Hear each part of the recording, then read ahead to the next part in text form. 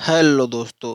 आज हम दिल्ली अधीनस्थ सेवा चयन बोर्ड की जो वैकेंसी निकली है, इस वैकेंसी के बारे में जानेंगे इसकी जो एलिजिबिलिटी क्या है, इसमें जो है कितनी इसकी फ़ीस क्या है, इसमें कौन कौन से लोग जो है फॉर्म अप्लाई कर सकते हैं, किस तारीख तक इसकी जो है फॉर्म भरे जा सकते हैं। आज इसकी हम पूरी डिटेल्स में जानकारी दोस्तों जानेंगे कि कैसे इसमें अप्लाई करना है। तो दोस्तों शुरू करते हैं आज का हमारा यह वीडियो। यह वैकेंसी है दिल्ली अधीनस्थ सेवा चयन बोर्ड की जो वैकेंसी है, Delhi subordinate service selection board की जो वैकेंसी निकली है, इसके बारे में अब चर्चा हम करने जा रहे हैं। तो दोस्तों ये जो वैकेंसी निकली है, जो अपडेट आया है, यह 10 जनवरी 2022 को सुबह मॉर्निंग में 11:51 पे जो है यह वैकेंसी की अपडेट आई है। तो जो इसका जो क्राइटेरिया है उसके बारे में हम अभी चर्चा करेंगे। यह है Delhi subordinate service selection board. इसका फुल फॉर्म है Delhi subordinate service selection board has released the advertisement of law officer. यानी जो जितने भी जो कानून की पढ़ाई करने वाले हैं उनके लिए वैकेंसी काफ़ी इंपॉर्टेंट है दोस्तों। Legal assistant requirement 2022। Any law degree, यानी आपके पास कोई भी कानून की पढ़ाई की जो डिग्री होती है, यानी एलएलबी जिसको हम बोल सकते हैं, तो कोई भी डिग्री है अगर आपके पास, तो आप जो है want to appear in this D D triple S B requirement exam can apply online 10 January 2022 to 9 February 2022। दोस्तों अगर आपके पास कोई भी कानून की डिग्री है, तो आप इस वैकेंसी के लिए अप्लाई कर सकते हैं। और इसकी जो स्टार्टिंग डेट है वह 10 जनवरी 2022 से स्टार्ट हो गई है। डेट जो है, यानी आप 10 जनवरी 2022 से जो है इसके लिए अप्लाई कर सकते हैं और 9 फरवरी 2022 तक इसमें जो है फॉर्म अप्लाई किए जाएंगे। 9 फरवरी 2022 को जो इसकी लास्ट डेट है और जो इसकी स्टार्टिंग डेट है यह 10 जनवरी 2022 है। तो दोस्तों काफ़ी महत्वपूर्ण वैकेंसी है। तो जानेंगे हम इसके सभी इन्फॉर्मेशन, जो यानी जो मोस्ट इम्पोर्टेंट जो हैं फैक्ट हैं, तो इसके बारे में चर्चा करेंगे। तो दोस्तों इसका जो फुल फॉर्म है DSSSB का, तो इसका फुल फॉर्म है Delhi subordinate service selection board, यानी Delhi subordinate service selection board इसका जो है फुल फॉर्म है। और वैकेंसी जो निकली है वह निकली है असिस्टेंट लॉ ऑफिसर की और लीगल असिस्टेंट की। ये दो वैकेंसी दोस्तों निकली है, असिस्टेंट लॉ ऑफिसर और जो है लीगल असिस्टेंट की जो वैकेंसी इसमें निकली है दोस्तों। तो काफ़ी महत्वपूर्ण वैकेंसी है। जान लेते हैं हम इसकी इम्पोर्टेंट क्या है और कितना यह महत्वपूर्ण है दोस्तों सभी बच्चों के लिए। तो इसके जो इम्पोर्टेंट डेट्स हैं पहले हम उनकी चर्चा करेंगे। तो जो एप्लीकेशन करने की जो यानी स्टार्टिंग डेट है वह है 10 जनवरी 2022 से जो है इसमें जो है फॉर्म अप्लाई होने लगे हैं। और दोस्तों इसकी लास्ट डेट जो है यह है 9 फरवरी 2022। 9 फरवरी 2022 से जो है 9 फरवरी 2022 को जो इसकी लास्ट डेट है, आप 9 फरवरी 2022 तक ही इसमें अप्लाई कर सकते हैं। तो पे एग्ज़ाम फी लास्ट डेट, तो दोस्तों इसकी जो एग्ज़ाम फीस की लास्ट डेट होगी वह 9 फरवरी 2022 है। लेकिन जबकि आप इसमें जो है कोई भी फीस वगैरह नहीं मांगा गया है, लेकिन जनरल कैटेगरी के लिए वारियता है कि जनरल कैटेगरी के लिए फ़ीस कुछ देनी पड़ेगी। और एग्ज़ाम डेट है नोटिफाइड सून, यानी एग्ज़ाम डेट होगी, यानी एग्ज़ाम कराएंगे, लेकिन वो आपको जो है पता करना पड़ेगा पहले से ही। तो अलर्ट रहना पड़ेगा, क्योंकि नोटिफाइड सून है तो आपको अलर्ट रहना पड़ेगा। एडमिट कार्ड अवेलेबल, तो एडमिट कार्ड के लिए भी आपको अलर्ट रहना पड़ेगा, क्योंकि उसकी तरफ से कोई गाइडलाइन नहीं आएगी। उसकी तरफ से जब गाइडलाइन आएगी तो आपको जो है ध्यान देना पड़ेगा, क्योंकि इसमें जो है कोई कंफर्म नहीं दिए हैं कि इस महीने में हम आपको एडमिट कार्ड देंगे या इस महीने में हम आपको आपका जो है एग्ज़ाम कराएंगे। तो इसका जो कोई कंफर्म नहीं है, ये एग्ज़ाम जो है कभी भी हो सकता है। तो दोस्तों इसकी एप्लीकेशन फ़ीस के बारे में हम चर्चा करेंगे। तो इसमें फ़ीस के बारे में हम चर्चा करेंगे, तो ये जनरल कैटेगरी ओबीसी और ईडब्ल्यूएस कोटा वाले को जो है 100 रुपये फ़ीस पे करनी पड़ेगी। जनरल ओबीसी और ईडब्ल्यूएस कोटा वालों को जो है 100 रुपीज़ जो है पेमेंट जो है करनी पड़ेगी, यानी फ़ीस की जो पेमेंट है यह करनी पड़ेगी। लेकिन यहीं पर जो है SC ST यानी शेड्यूल कास्ट और शेड्यूल ट्राइब्स के लोगों के लिए जो है 0%, यानी कोई भी फीस वगैरह उनको नहीं पे करनी पड़ेगी। और जो है ऑल कैटेगरी फीमेल, यानी फीमेल जो है यानी जो महिला सीटें हैं उसमें अगर जनरल की हो या ओबीसी हो या एससी एसटी हो, उसमें कोई किसी भी महिला को फीस इसमें पे नहीं करनी पड़ेगी। पुरुषों के लिए जो है जनरल में पुरुष जो है पे यानी फीस के पेमेंट करेंगे 100 रुपीज़, लेकिन अगर जनरल में महिला भी है तो उनको जो है पेमेंट करनी नहीं पड़ेगी। और आप जो है पेमेंट किस किस मोड में कर सकते हैं, तो पे द एग्जामिनेशन फ़ी थोड़ा डेबिट कार्ड से आप पेमेंट कर सकते हैं, क्रेडिट कार्ड से आप पेमेंट कर सकते हैं, नेट बैंकिंग से आप कर सकते हैं और फी मोड ओनली से कर सकते हैं। तो यानी काफ़ी सुविधा है कि आप जो है अगर आपके पास डेबिट कार्ड है तो आप कर दीजिए, एटीएम कार्ड जिसको बोलते हैं, क्रेडिट कार्ड से भी आप कर सकते हैं और नेट बैंकिंग से भी आप इसको जो है कर सकते हैं। लेकिन दोस्तों यहाँ पर चालान मोड नहीं दिया गया है, चालान से आप नहीं कर सकते हैं। अब हम जान लेते हैं इसकी एज लिमिट के बारे में कि एज लिमिट कितनी होनी चाहिए, तब हम जो है कि Delhi subordinate service selection board में हम अप्लाई कर सकते हैं। तो हमारा जो है एज एज क्या होना चाहिए, तो जानते हैं हम एज के बारे में। तो मैक्सिमम जो आपकी एज होनी चाहिए वो 18 से 21 होनी चाहिए, पोस्ट वाइज जो होनी चाहिए आपकी 18 से 21। यानी अब अगर आप 18 साल के हैं और 21 साल के अंदर हैं तो आप जो है अप्लाई कर सकते हैं। और मैक्सिमम एज जो है यह है 27 से 35 साल पोस्ट वाइज। यानी अगर आप जो है आपकी कम से कम उम्र जो है 18 से 21 है तो आप इसके लिए अप्लाई कर सकते हैं। और मैक्सिमम जो यानी अधिकतम जो एज है यह 27 से 35 है। यानी अगर आप हम ध्यान दें बात को, तो 18 से 35 साल के अंदर आपको फॉर्म भरना है, उसके अगर ऊपर हैं तो आप इसमें अप्लाई नहीं कर सकते हैं दोस्तों। और यहाँ पर ध्यान दिया गया है, नोट में लिखा गया है कि age relaxation extra as per Delhi subordinate service selection board assistant law officer legal legal assistant requirement rule. यानी असिस्टेंट लॉ ऑफिसर की जो वैकेंसी है और लीगल असिस्टेंट की जो वैकेंसी, इसके लिए जो है कुछ प्रावधान भी दिए गए हैं जो कि यानी एज रिलैक्सेशन में से संबंधित है। तो यानी आपको एज से कुछ छूट मिल सकती है, तो यही इसमें बताया गया है दोस्तों। अब हम जान लेते हैं कि वैकेंसी जो है किस लेवल पे निकली है वैकेंसी और किसको कितने पोस्ट जो है दिए गए हैं। तो पोस्ट नेम की हम बात करेंगे तो पहले हम जानेंगे असिस्टेंट लॉ ऑफिसर की को जानेंगे हम, असिस्टेंट लॉ ऑफिसर। तो असिस्टेंट लॉ ऑफिसर की जो वैकेंसी है इसमें जो है 805 पोस्ट दिए गए। असिस्टेंट लॉ ऑफिसर की जो वैकेंसी है इसमें 805 पोस्ट हैं और इसमें जो टोटल पोस्ट हैं यह 26 है। टोटल पोस्ट जो है यह 26 है। और जो है इसमें यानी क्या क्या एलिजिबिलिटी होनी चाहिए, यानी हमारा क्या कंप्लीट होगा तो हम इसमें जो है फॉर्म अप्लाई कर सकते हैं। तो दोस्तों इसमें आपका होना चाहिए bachelor degree in any law. यानी आपकी कानून की पढ़ाई किसी भी डिग्री में किए हो उससे मतलब नहीं है, बस आप कानून की पढ़ाई आपकी होनी चाहिए।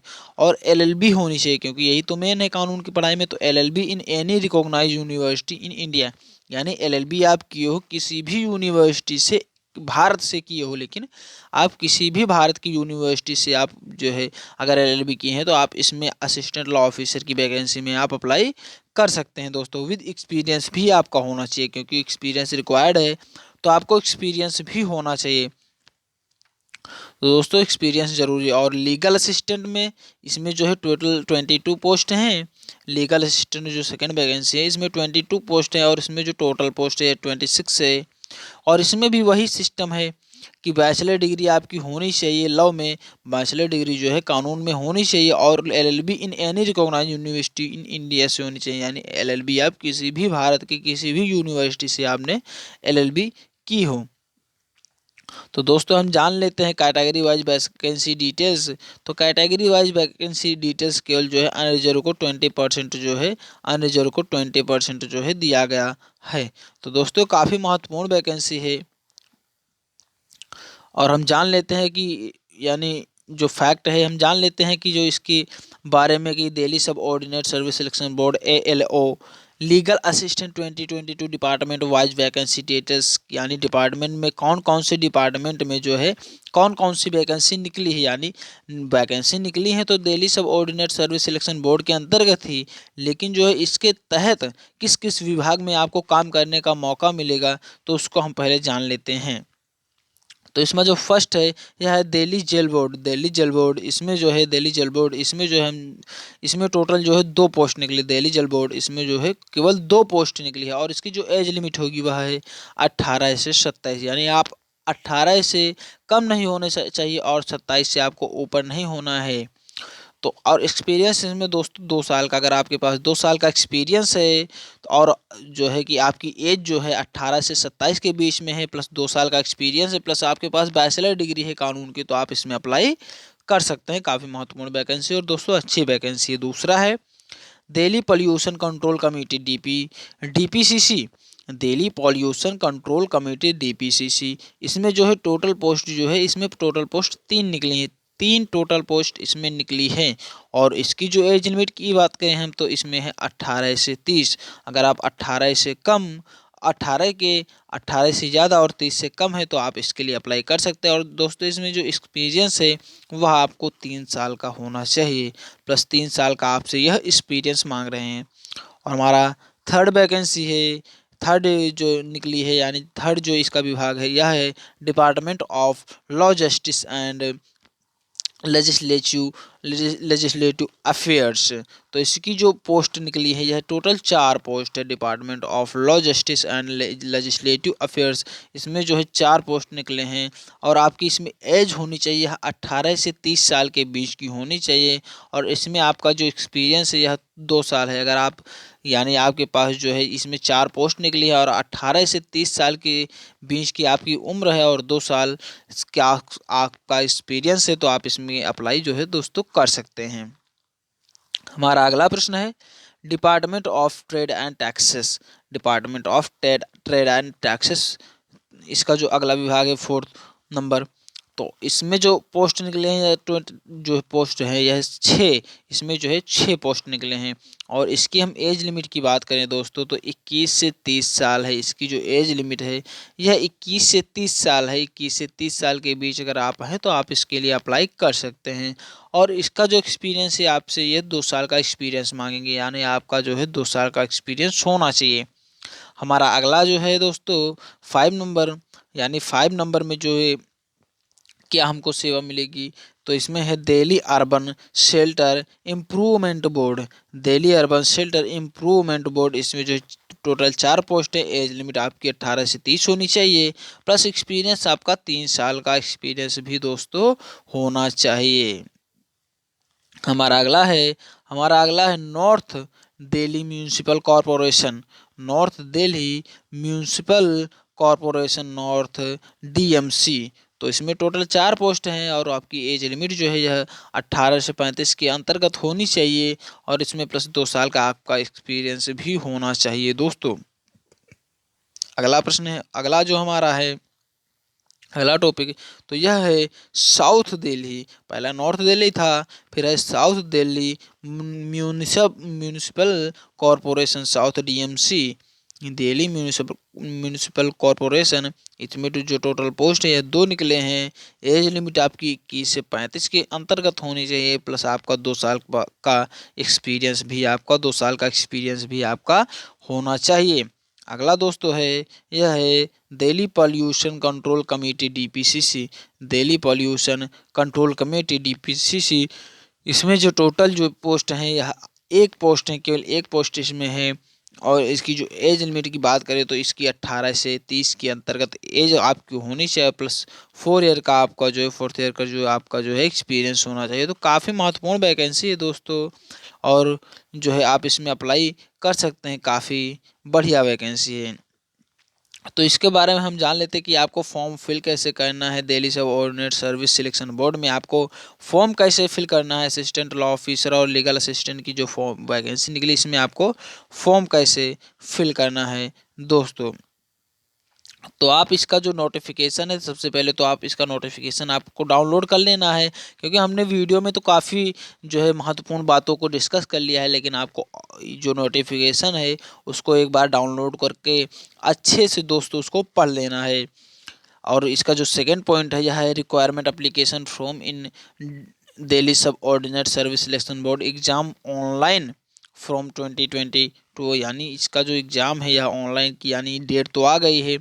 और आपका जो यानी जो है कि आपका जो डॉक्यूमेंट है ये भी कंप्लीट होने चाहिए। Kindly check collect the all document eligibility ID proof address dates basic details, यानी आपको जो यानी अगर आप फॉर्म भर रहे हैं तो उसके बाद आप उसको जो है एक बार पूरा रीड कर लीजिए कि आपकी एलिजिबिलिटी जो है कि अच्छे से यानी कितनी है एलिजिबिलिटी, प्लस आईडी प्रूफ आपका सही होना चाहिए, एड्रेस आपका डिटेल्स सही होना चाहिए, एंड जो है बेसिक डिटेल्स आपकी जो है पूरी जो है क्लियर होनी चाहिए, यानी उसमें कोई भी गड़बड़ी नहीं होनी चाहिए। क्योंकि दोस्तों अभी हाल ही में हमने भी एसएससी जीडी का जो फॉर्म भरा है, तो एसएससी जीडी का हमने फॉर्म तो भरा है, बट उसमें जो है हमने जो यानी फ़ोटो होता है उसमें जो नीचे जो डेट पड़ती है तो उसको हमने फिल नहीं किया है, तो इसलिए हमारा जो एसएससी जीडी का जो वैकेंसी है उसको जो है रद्द कर दिया गया है। दोस्तों एसएससी जीडी का जो वैकेंसी है उसको रद्द कर दिया गया है, जबकि मैं अभी जो है इसके लिए जो मैं अभी इसके लिए जो है कि अभी जो है कि इस पे ज़्यादा फोकस नहीं कर रहे हैं, इसीलिए जो है अभी जो है सिविल सिविल की जो है तैयारी में अभी हम लगे हुए हैं। तो इसीलिए दोस्तों आप समझ सकते हैं कि हम सिविल की तैयारी भी कर रहे हैं और प्लस आपको जो है कि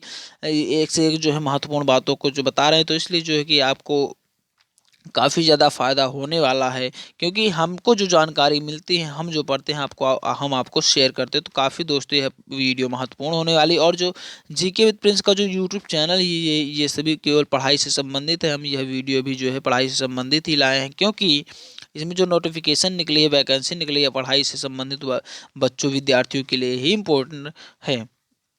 दोस्तों अगला पॉइंट होगा इसका, kindly read scan document related to admission entrance from photo signature ID proof it's. दोस्तों इसमें आपको एंट्रेंस भी क्लियर करना पड़ेगा, प्लस जो है स्कैन डॉक्यूमेंट्स रिलेटेड जो होने चाहिए उसमें जो होने चाहिए फ़ोटो आपका होना चाहिए, प्लस सिग्नेचर होना चाहिए, प्लस आईडी प्रूफ इट्स जो वगैरह आपको आपका जो है कंप्लीट होना चाहिए।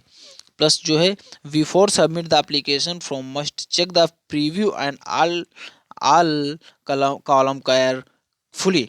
तो दोस्तों आपको यहाँ पर ध्यान देने योग्य बात बहुत ही महत्वपूर्ण है कि आपका जब फॉर्म भरा जाता है तो आप उसको जो है एक बार कायदे से रीड कर लीजिए कि आपकी जो है उसमें कोई भी गलती नहीं हुई। क्योंकि अगर एक बार सबमिट हो जाने के बाद आपका जो फॉर्म है वो दोबारा सही नहीं किया जाएगा, तो जब प्रीव्यू किया जाएगा तो आप उसमें अगर कोई भी आपकी गलती है तो आप उसमें जो है सुधार कर लीजिए।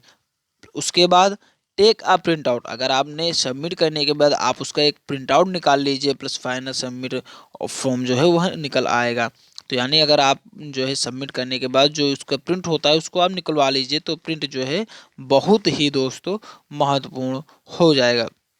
और आपको ये फॉर्म भरना कैसे है, तो आपको सबसे पहले आना है www.sarkari.रिजल्ट.com। आपको आना है सबसे पहले www.sarkari.रिजल्ट.com पे आना है। और वहाँ पर हम आपको दोस्तों यानी चैनल के वीडियो के डिस्क्रिप्शन में आपको हम लिंक दे देंगे, जहाँ से आप डायरेक्ट ही उस यानी एप्लीकेशन के लिए अप्लाई कर सकेंगे। तो दोस्तों आई होप दोस्तों यह वीडियो हमारे हिसाब से कि बेहद ही महत्वपूर्ण आपको लगा होगा। यह जानकारी हमको साझा करके आपको कैसा लगा दोस्तों, तो कमेंट बॉक्स में ज़रूर बताइए। तो मिलते हैं दोस्तों अगले नेक्स्ट वीडियो में, तब तक के लिए जय हिंद जय भारत।